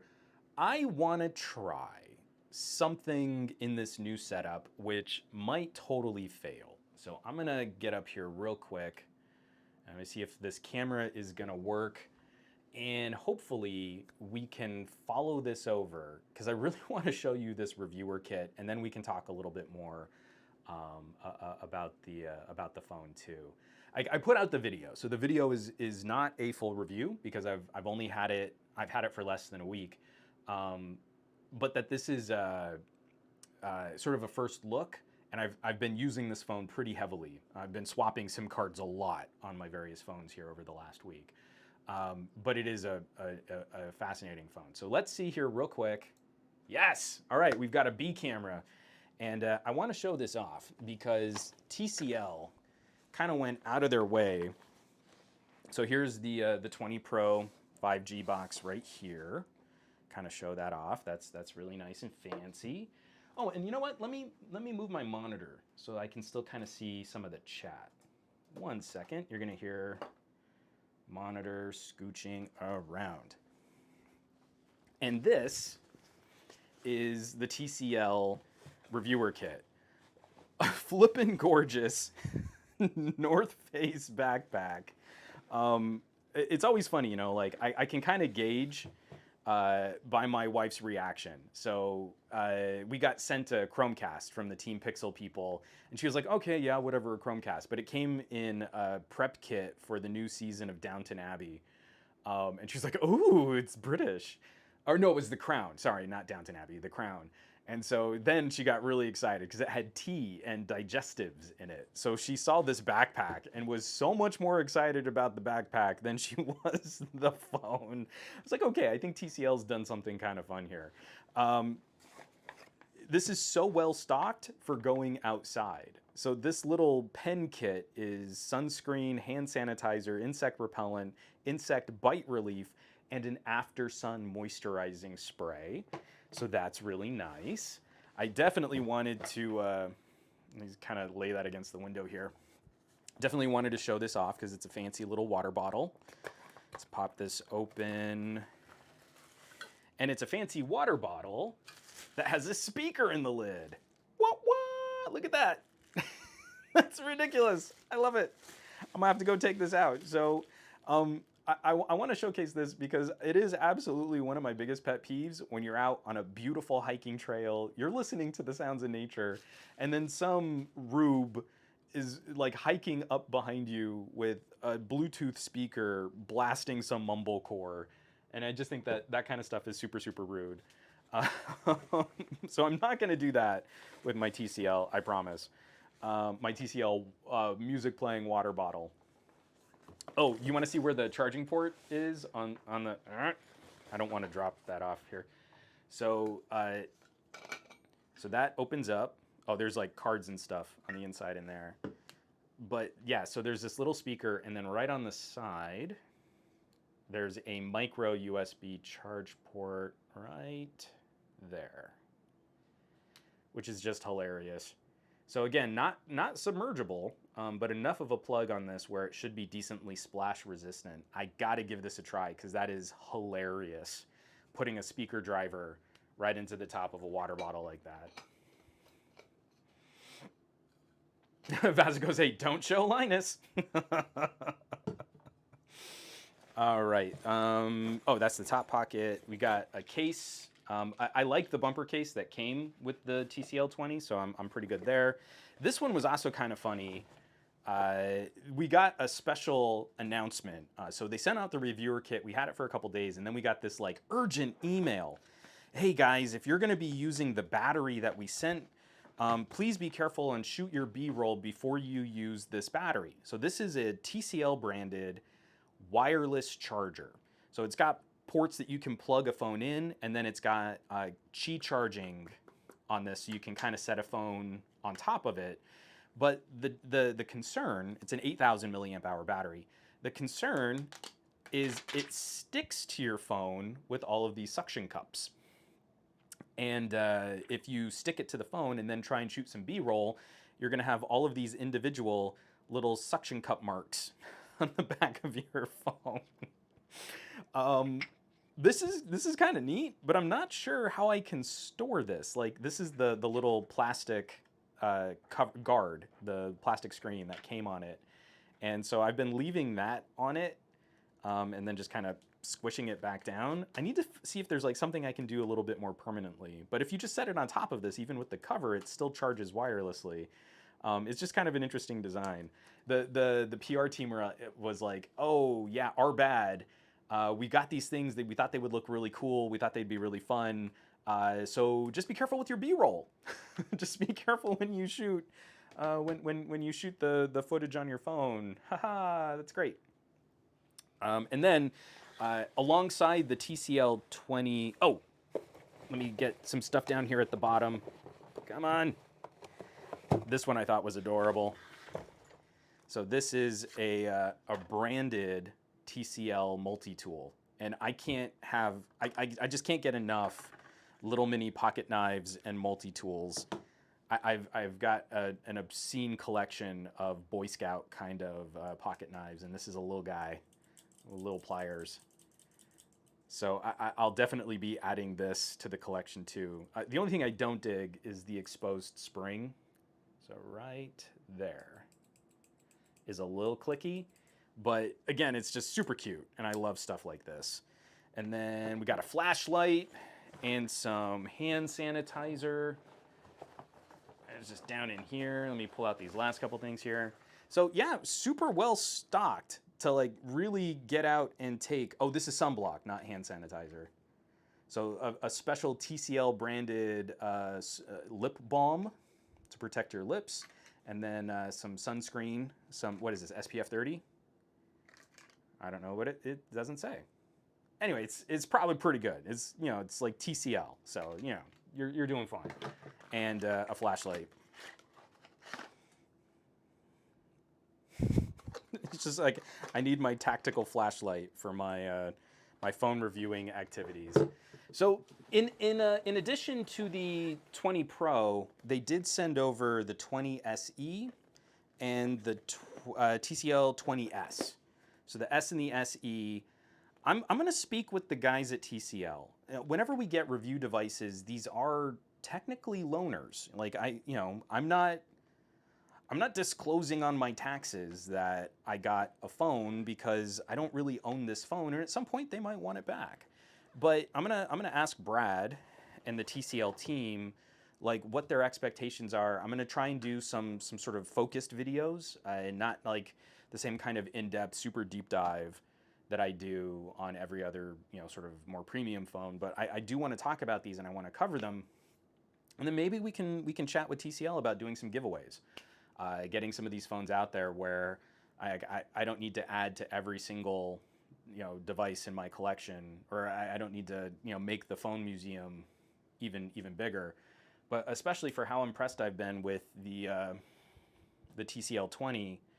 I think it'd be kind of fun, or maybe I can also use that fan fund service to look at doing a giveaway for the S or the SE. So I'll follow up with TCL and see like if when or how they might need these phones back. But we can kind of kick back over to the main camera and we can chat the TCL 20. I had to, because this is like absolutely one of the best get outdoors and use the phone we gave you reviewer kits that I think I've ever seen. It's kind of taking me back to like the Nokia days of going to like outdoor events. Like we did a Dude Ranch event for one of the Nokia C series, and it was just crazy over the top. So hey, and I got back to the camera. Hey, a B camera actually kind of worked. That was kind of fun. DJ Anil, notice the Odyssey box in frame. That's one flexing on his plebes. Okay, we can totally add some chat because I have the Odyssey Mobius, back in house. Oh man, did I overlook this gaming headset when it first launched. I did a video with the NUKED crew about the Mobius, and I feel like this is a headset that definitely needs a revisit in a world full of Apple lossless audio and spatial audio. Yeah, it's real good. Well, we'll save that. We got a half hour here. So TCL 20. Let me take it out of its bumper. Number one, I mean, the thing that I really want to get across the most, and I feel like a number of folks here in the comments are going to vibe with me on this. Increasingly, I feel like the mid-range in our smartphone segment, somewhere $600 and less, actually represents the more feature-complete products. It seems like once we start climbing into the more premium tier of powerful devices, manufacturers are starting to make this play that, well, you spent $700 on the phone, you must want to spend even more on nicer accessories. And they start removing things from the phone and from the box, the accessories that we kind of used to take for granted, so that you will buy more stuff to fill out the out-of-the-box phone that you just bought. And I don't like that trend. So at the same time, we're also complaining, like, oh, but we don't have a top-of-the-line chipset, or I need more powerful processing. And you ask why. And you're like, well, I mean, because I do things on my phone. Like what? You play dots or solitaire, and then you check your email and you follow people on Twitter. Like you need a $200 phone, but if you want to step up and get something a little nicer, I think you're well rewarded for that. And that's where I feel phones like this TCL kind of represent the spiritual successors to the devices that absolutely crushed in the mid-range last year. Like where I was really positive on Nord. Recently, the Mi 11i kind of rocked my socks as a $300 LTE 4G phone. And then some of the more premium, but still mid-ranger fare phones like the Galaxy A71, where again, Samsung in the Galaxy A series, I feel is way stronger than Samsung for the Galaxy S. The S21 and S21 Plus don't make any sense to me. The Ultra makes a little bit more sense for the price and what they're claiming their phones can do. But really, if you're gonna shop Samsung, I think you're in for a much stronger bang for buck if you're in like A70 series. And this is a phone that is competing in that space, where like the LG Velvet used to live, because this phone feels a lot like the spiritual successor to the LG Velvet. I mean, this really tall, skinny display, the kind of squarer corners, the curved glass. It's like a OnePlus 8, not an 8T, but it's like a OnePlus 8 and an LG Velvet had a baby, and they figured out how to not accost it with a ridiculous camera bulge, where just like the TCL 10 Pro, this is all flush with the rear glass. It's Simon says, no, it feels velvety in the hand. Well, and especially for this like kind of frosted glass finish, it's so velvety. It's like velvet. Headphone jack, upgradable memory. They sent me out, hold on, I gotta make sure. Oh yeah, I don't have anything on this. It's gonna be too crazy. I shot another video for reviews.org where I accidentally put in a bunch of personal information that I totally shouldn't have done. 6 gigabytes of RAM, a Snapdragon 750, which is plenty of horsepower for your sort of daily driver computing needs. This is the 256 gig version of the phone, and it still has memory card support, so you can upgrade via memory card. Actually, I just want to show this real quick, because it really does. For how much I liked the Velvet, and I wish I had covered the Velvet just a little bit more aggressively last year. Like, they really do seem like they're cousins. The height of the phone is pretty close. almost identical. Like when we're looking, the velvet is just like a fraction, just like a less than a millimeter taller. You know, very similar for things like the speaker vents, headphone jacks. I mean, again, it's like you took a phone that I loved and then not much to compromise here. The chipset is a tiny bit less powerful and it doesn't have display output. And you basically have a Velvet 2 electric boogaloo. 5G support, the whole shebang. So this is a stunning piece of hardware to start selling at $499. And I think today, if you grab it, like I think if you buy one on Amazon, they also throw in some earbuds.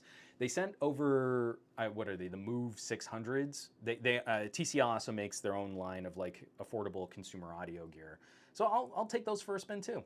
I believe they're $100 earbuds with active noise cancellation. So I'm imagining they're going to be pretty solid communicator buds. But this is just really nice. I go into more detail on the video. I like features. A lot of storage built in and the ability to add more storage. The headphone jack is solid. It's not audiophile grade headphone jack, but it's putting out good quality audio, especially if you have reasonably decent earbuds. Like if you've got some nice inexpensive in-ear monitors, I think you're in for a treat there. And then it's got an IR blaster. Again, TCL is known as this lifestyle consumer electronics brand. So, you know, adding a universal remote function for TVs makes a lot of sense when your company also sells TVs. So I can't find any serious deal breakers. I feel at $499, the concern for this hardware package is going to be software support. So they're guaranteeing 2 major operating system updates and 2 years of security patching. That's a little lean. And I feel like they're kind of playing a little fast and loose with the operating system updates because this has Android 11 right on the heels for the release of Android 12. So those 2 operating system updates will really just be getting you to Android 13 when this is the year that Android 12 came out. But it's I don't know. Again, I feel like as long as you know what you're in for and you're able to kind of grok some of the better practices for your own privacy and security, as long as you're still getting the Google Play services updates, you're probably going to be in good shape getting out to year 3, where TCL might back off the official OTA support for this, but a lot of the most common security threats and issues are going to be handled directly from Google. Vazicos81, I need you to clean the cameras. You touched the cameras. Okay, let me wipe the strip of the cameras. I did. My fingers did touch the back.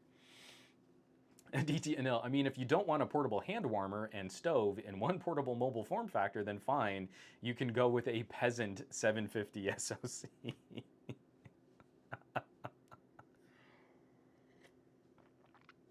And from Dave Burns, security patches are better than OS updates. Change my mind. And Aditi Inil immediately replies, no, I won't. So there. I'm kind of in the same boat. We're on a mid-ranger chipset, really polishing up a 3rd operating system update so that it runs efficiently, it's optimized. It can be kind of a challenge. I know Samsung is making a lot of noise there. We're going to give you 4 years of operating system updates. And when you get into that 4th year, I worry that what's really going to happen is kind of a lackluster, poorly optimized version of that 4th update so that it encourages you to stop using that older phone and to go and buy a newer phone. We won't know until some of these phones actually make it to 4 years of updates, and Samsung might not even come through with that promise. But I really feel like as long as we can patch up bugs and security threats, that's way more valuable. And I feel like consumers are more in line with that. It's been too often and too frequent that our updates feel like they slow our phones down.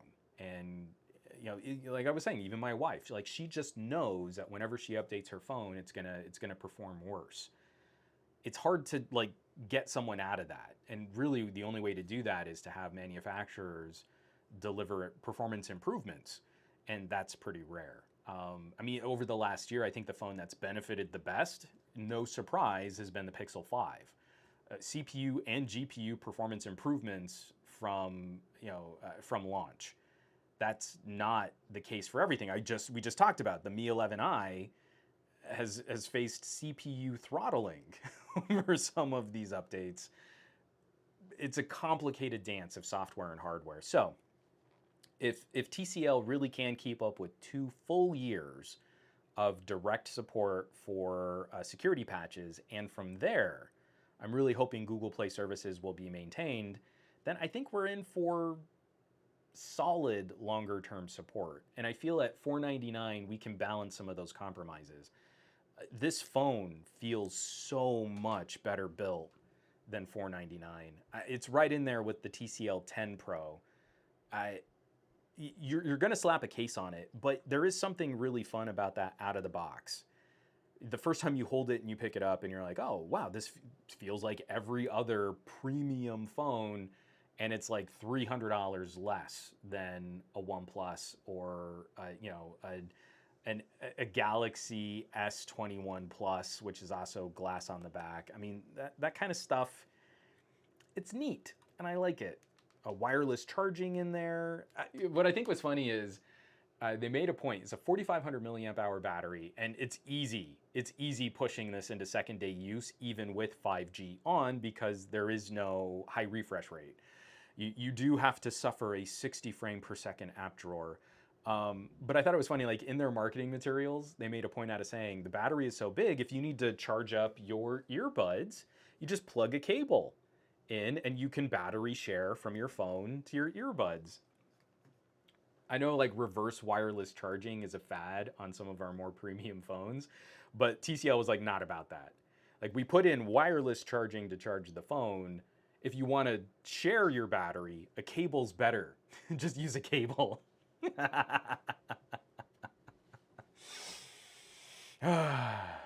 So, from Otaku, TCL 20 Pro is $844 here.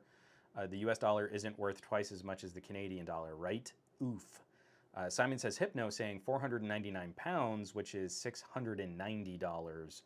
Yeah, pricing is going to be crazy kind of all over the place. I think TCL is also banking on add-ons. So for the 20 Pro, you'd also get a $100 pair of true wireless earbuds. So I'll have a little bit more to say about that. But this definitely seems to be one of their more aggressive steps at getting their phones on third-party retailers like Amazon. Unlocked option, trying to find some more inroads here into the United States, and then with some momentum and some pressure. This is exactly the kind of phone I'd love to see as one of the nicer options in an MVNO carrier. Like this could do really well on a Boost Mobile. I mean, it could do well at a T-Mobile too, but I feel like it's one of those really good hardware bang for bucks that I like. If you bought it through a Mint Mobile, you wouldn't feel like you got scammed with a cheap phone at $500. You'd feel like, okay, this was a good buy. From Q3 Becker. It's worth it for a free TCL TV, right? We never get the TVs here in the United States. So it's $499 and it doesn't come with like a TV and headphones. So excuse me. So we're getting down to like the last 10 minutes. I wasn't trying to show off the Odyssey in the B cam shot, but if we want, we can chat a little bit of audio too.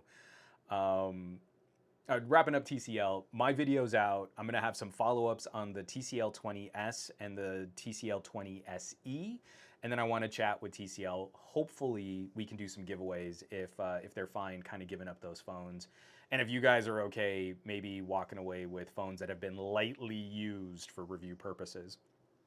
But yeah, so I'll grab my Odyssey here. I'm really hoping Odyssee's headquarters are in Southern California. I have reached out to one of their PR individuals about maybe going down to do a visit of their main campus, which is like where they do a lot of their design. They've got listening rooms, testing, and then they do some of their manufacturing. I don't know if I can pull it off. And if I do, it won't be like the coolest documentary style shot video ever, because it'll just be me.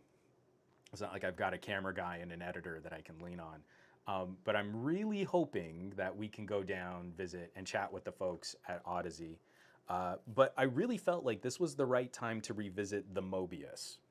This is the Odyssey Mobius. This is a gaming headset, but it's notable for being a cabled, either 3.5 millimeter or USB cabled audio headset, or it can also use Bluetooth over LDAC. If you connect it to an iPhone, I think it drops down to SBC. But on any other device that supports LDAC, like an Android phone, it goes wireless over LDAC. And I have become a very big fan of planar magnetic drivers. Again, thanks to Odyssey, they sent over, or do I have them over here? I really like using this wireless mic because I don't have to radio style, like keep my face pressed up against my Shure SM57. So this is the Odyssey LCD1. It's one of the, it's not the cheapest, but it is a more cost-effective way to get into planar magnetic drivers. They're much, much larger drivers. So there's this like rectangular strip of hardware in each ear cup. And when properly driven, planar magnetics are some of the most aggressively articulate drivers I think I've ever heard. So there's a different kind of nuance. The attack on instruments is crazy crisp and detailed, and especially coming from someone who's done a lot of work in recording studios, and I'm constantly listening for defects in the audio that I record. The consumption experience on planar magnetics is wonderful because I want to hear the individual sine waves of distortion on a stomp box connected to a guitar. Like that to me is some of the most exciting granular detail that you can capture in a recording. I don't like it when like guitars are muddy and then the vocals just kind of plop on top because they're higher frequency. Like if Zach De La Rocha is screaming into a megaphone, I want to hear exactly how that audio distorts. And it's hard going back from planars when you get used to that kind of audio articulation. So, oops, I just clicked a bunch of things on my mouse. Thankfully, I didn't kill the stream. So the Mobius use planars, but it is a closed back ear cup. So it's a different color tone than the LCD ones. They're a little bit darker. They're a little bit bassier, which shouldn't be a surprise when you close up the back on a pair of headphones. But these are notable because they came out in 2019 and they partnered with Waves. Waves makes a bunch of audio plugins for recording studios and engineers. And these you have a really sophisticated surround sound audio manipulation mode. So this is going in line with like DTS, with Dolby Atmos, with Creative, the Super X-Fi audio spatial manipulation. And what these also contribute is not only just making audio more spatial. It doesn't really sound like speakers. Like I know with Creative X-Fi, Super X-Fi, they try to make it sound like you're gonna put on headphones and then it's gonna sound like you're in a room listening to beautiful speakers. It never really sounds like that. But what this incorporates is 3D audio with advanced head tracking. So I put these on, And once I'm kind of lined up with the game that I'm playing or with the movie that I'm watching, I just do a quick calibration. The ear cup says centered, and then when I turn my head, 3D audio will track to the source that I'm watching. So it's spatial audio, kind of like what Apple's been hyping up, taken to yet another level of customizing the space so it does feel like a more organic speaker relationship. These came out in 2019. And when they came out in 2019, they got kind of mixed reviews. Like, oh, well, yeah, planar magnetics, they sound really cool, and spatial audio, I guess that's kind of interesting, but $400 for wireless planar magnetic gaming headset with groundbreaking spatial audio manipulation, that's a little pricey. I don't know, maybe that's too expensive. And then AirPods Max come out and everyone's so impressed, and Apple lossless and Apple spatial audio. Oh, wow, that's so great. So I kind of feel like I need to kind of have like a snarky revisit where I'm getting real tired of companies putting out groundbreaking products that are then like, oh, I'm gonna breathe through my teeth because there's nothing like this on the market, and it's totally pushing the boundaries on audio tech and portable audio tech, but it's a little expensive. Oh no. And then a company like Apple comes out with AirPod Max, which don't really compete. I like planar magnetic drivers, and the 3D head tracking is stupid cool. Simon says, Hypno, can they play Apple lossless? Yes. Again, the problem is if you connect them over Bluetooth, iPhones are dumb. iPhones can't send out a higher quality codec connection. So your Bluetooth stream is always going to be AAC quality or less. LDAC does deliver a bit more information. It's not true lossless. There is like a stage that you have to kind of pump that audio through, but it at least maintains way more of your original audio data. So you do get a much wider frequency response, and it sounds better. LDAC is better. But if you connect them over some other amped portable audio unit, like maybe you plug them into a FiO, and you can connect your iPhone to a FiO and have the FiO drive that last stage to the headphones, then you'd be able to play Apple lossless. I don't know, for a company that revolutionized consumer audio, Apple has been such a disappointment in audio for making this all lowest common denominator, completely disposable, lowest quality. And now that there's an interest in higher quality, their products can't deliver that experience. AirPods and AirPods Max cannot deliver the promise of Apple lossless and Apple spatial audio. It blows my mind that we're still playing this game and that we're still bending over and contorting ourselves into, well, but I mean, like, what Apple's doing is really cool. It's, but maybe you need to get dongles and adapters and different things to like improve it, but it's still cool, like, I guess. We never get tired of this, really? Because here's a gaming headset. It's not even like they're trying to position this at audiophiles. This is an expensive gaming headset, but it's a gaming headset with audio reproduction technology ahead of what AirPods Max can do, and it's cheaper.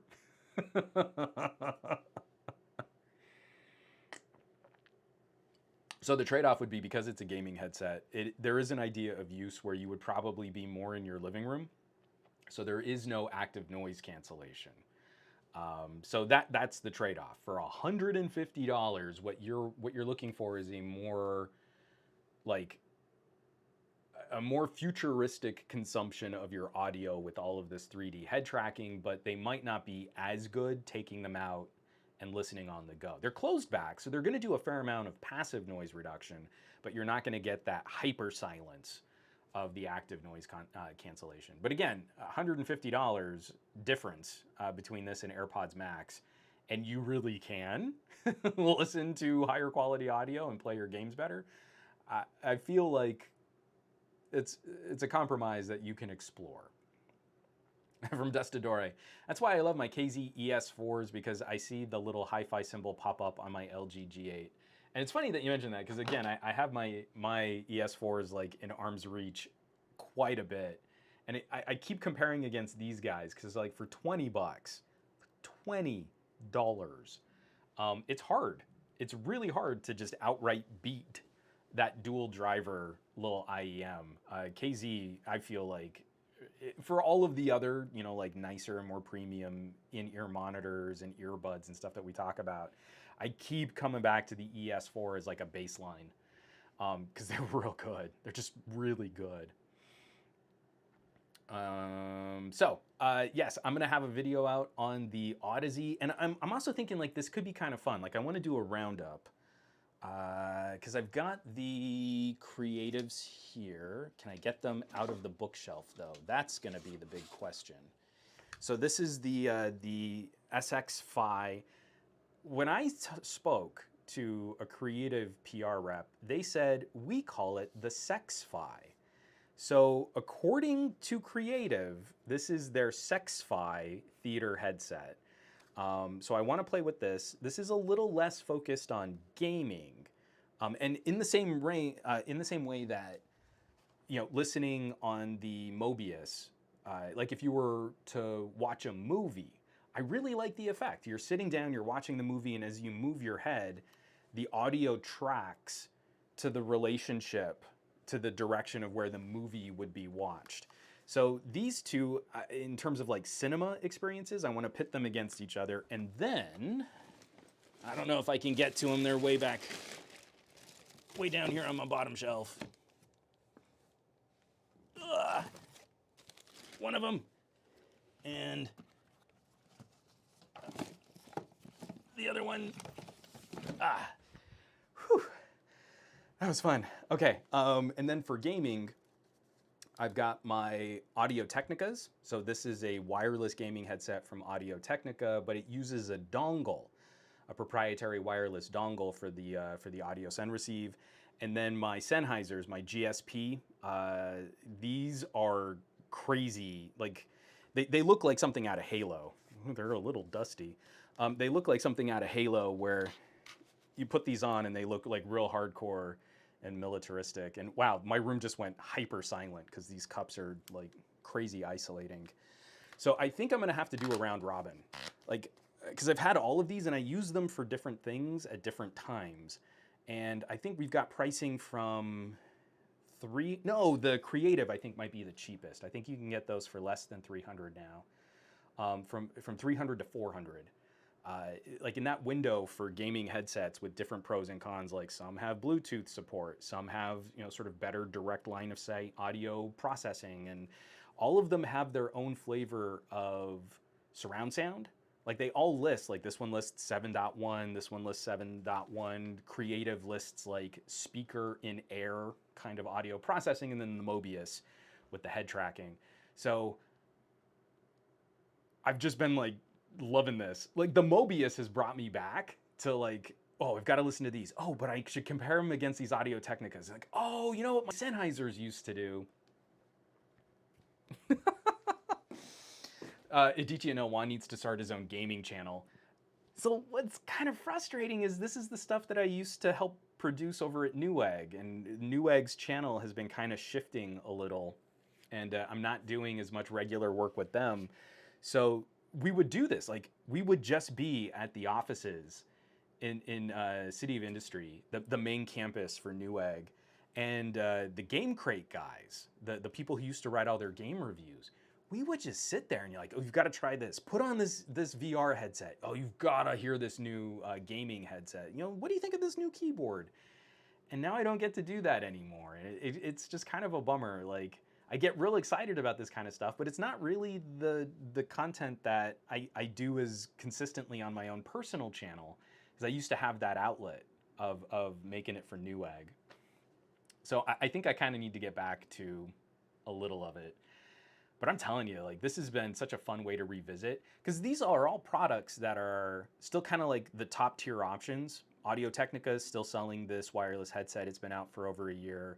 Sennheiser is now, what is it? EPOS? I don't know if it's a word or an acronym or just a string of letters.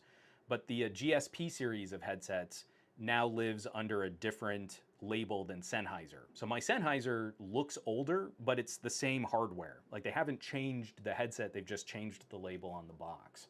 And then Creative, same thing, like the Sexfi Theater is their top of the line cinema experience headset. Again, you want to plug it into a TV and feel like you're getting like a movie theater spatial kind of audio. It's an interesting solution for that. So now it's like, we've been playing with headsets that are now a year or two old, but they still represent like the top of the line experience from their prospective manufacturers.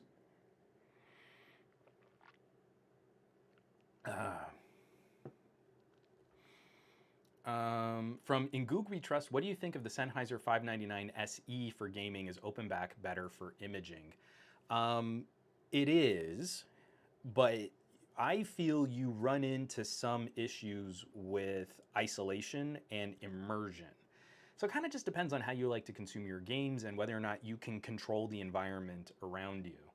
Like, when I'm playing Control, and I'm really into Control, and I want to feel like I am sort of experiencing this and contributing to the to the gameplay and to the action, I am very easily disrupted by noise in my environment. Excuse me. And it doesn't take much. Like, one of our neighbors kind of like hammering, or like across our parking lot, one of the other units in our condo is getting gutted, and there's like a bunch of renovations going on, and it's driving me crazy because I can hear them like tapping against these, plastic buckets as they're like scooping stuff out of the drywall. It's not loud. I don't think you can hear it even on this more open mic. I can hear it, and every time I hear it drives me crazy. So in terms of pure audio quality, I do agree with the idea that open back cans have a more open sound. There's a better stereo imaging. It is a higher quality experience, but I can't control for that as well. I have to wait until my wife and my daughter are not only go to bed, but are completely asleep. My wife likes to fall asleep to the TV being on. And even in this room, with both of our doors closed, if I can kind of hear what's going on that TV, it's cross noise. It is distracting me from what I'm trying to do when I'm gaming. So I have to wait until my daughter finally goes to sleep. She likes to stay up late. I have to wait until my wife goes to sleep, sneak into the bedroom, turn off the TV, come back over here, and then I can really listen on open back cans. Close back, pop them on, I get a little bit of isolation, that's more immersive, and I can go to town. So again, it really does, it's not just quality, it also comes down to how you use them and how much control you have over your space. But yeah, so it's kind of silly. From Dustadora, I got my wife the QC35-2s after she tried the 1000 XM4s. She didn't like the noise cancellation on the Sonys. That's very interesting. And again, a lot of people can feel like that hyper isolation feels wrong on their ears. Like, now some people talk about, the pressure. Okay, it's not like they're sucking air out of the ear cup design, but it is, if you're unfamiliar with the feel, it can feel very disconcerting because we rely on spatial audio reflection and noise to judge our surroundings. If you ever get the chance to visit an anechoic chamber, it is very disorienting because you don't get the reflection and the echo around you. It's like anything that leaves you in terms of sound just vanishes. And I think we take for granted like those little audio nuances as information comes back to us. I very clearly hear the tone of my office, and I know where I am in that space. From Vazikos 8, there are some planar magnetic IEMs. Maybe that's the solution. I might need to play with those too. Again, I really hope I can pull off a visit to go check out the manufacturing at Audeze. This Mobius has been so good. The LCD ones are fantastic. Again, I'm kind of getting all fangirly, or fanboy-y, fan freaky about the label. But it's really good. And again, I think it helps contribute to a conversation that I feel like it's weak sauce when for years, I'd say since the iPhone 7, getting rid of the headphone jacks, we've been hell-bent on removing these beneficial features that help us do things like listen to higher quality audio. And we've been watching the tech community excuse this behavior. And then there's a consumer interest in higher quality streaming. Whether or not you really believe in the full, like, oh, you need 24-bit or 32-bit FLAC files, sure, maybe that's placebo quality. But from where we were at the beginning of streaming services to today, consumers are interested in driving a higher quality stream. They are interested in a higher quality product. But we've been killing all the ways to consume that. And now we're trying to scramble to get something back. So, you know, it's sad that we don't have an LG with a headphone jack in 2021. You got to play with some dongles. I'm hoping to play with that THX dongle because it does look really good. But then, you know, when you fire up LDAC and you get planar magnetics, or you drive nice headphones with a proper amp that can really put out some high fidelity, it's encouraging. I'm really hoping we can go down this path better and drag Apple kicking and screaming into the 2020s.